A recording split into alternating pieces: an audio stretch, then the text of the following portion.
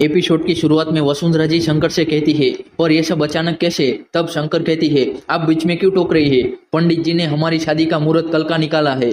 फिर श्रद्धा शंकर को शादी के लिए बधाई देती है। फिर शंकर कहती है, ये सब हम टीना के लिए कर रहे हैं। बेचारी बिना माँ के कब तक रहेगी? कल से हम टीना की मम्मा बन जाएंगे। फिर श्रद्धा शंकर से कहती है, तुम्हारे लिए मैंने भी एक सरप्राइज प्लान किया है। फिर श्रद्धा बिहान और शंकर का वेडिंग पोस्टर मंगवाती है। ये देखकर बिहान और थपकी शौक हो जाते हैं। शंकर पोस्टर देखकर खुश हो जाती है। फिर शंकर बिहान से पूछती है, बिहान जी आप इस शादी से खुश तो है ना? तब बिहान कहता है, हमारी बेटी ये चाहती है तो फिर हम तुमसे शादी जरूर करेंगे। उसके बाद श्रद्धा थपकी से कहती है, शौक लगा ना ये सब देखकर? तुम अपनी छोटी सी जीत देखकर खुश हो रही थी ना कि बिहान ने 7 साल बाद होली खेली और उसने सबसे पहले तुम्हें रंग लगाया। पर कल के बाद बिहान सिर्फ 7 साल के लिए नहीं बल्कि जिंदगी भर तुमसे दूर हो जाएगा। अगले दिन श्रद्धा और शंकर शॉपिंग के लिए बाजार आए होते हैं। तभी शंकर कहती है, कल थपकी का मुंह देखने जैसा था, उसके पैरों तले जमीन खिसक गई थी। श्रद्धा कहती है, तुम्हारी शादी बिहान से हो रही है ना, तो फिर अब हवा में खुदकना बंद करो। फिर एक भैंस शंकर की लाल साड़ी देखकर भड़कती है और उसकी ओर भागती है।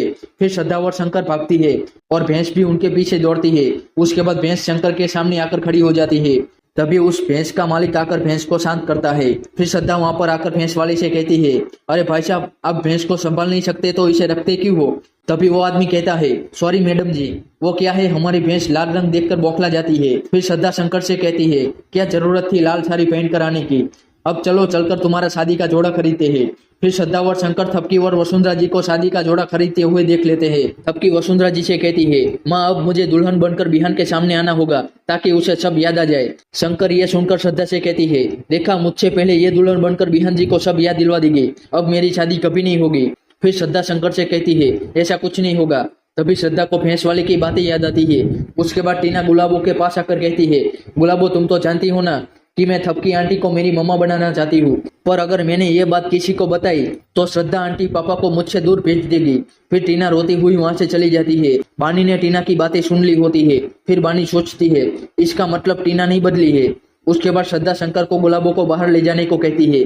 फिर शंकर गुलाबो को बाहर ले जाती है और उसके बाद श्रद्धा गुलाबो की जगह वहीं भैंस लेकर आती है जो रास्ते में श्रद्धा और शंकर के पीछे भागी थी। फिर बलविंदर जी वहां पर आते हैं। श्रद्धा और शंकर बलविंदर जी को देखकर डर जाती है।